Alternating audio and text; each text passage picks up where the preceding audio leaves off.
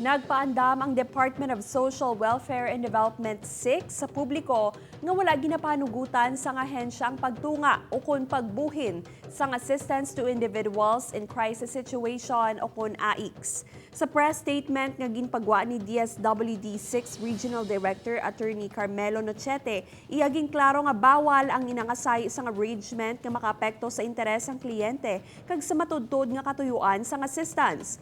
Pahanumdum sini sa mga benepisyaryo nga makabaton, wala sang sinuman nga makatunga sang balor nga hatag bangod sila nga pumuluyo ang nagapanag-iya sang sini nga bulig. Pero suno sa iya dapat man nga gamito ng cash assistance sa maayo, ilabi na sa tion sang krisis sa medical man, education o kon sa transportasyon.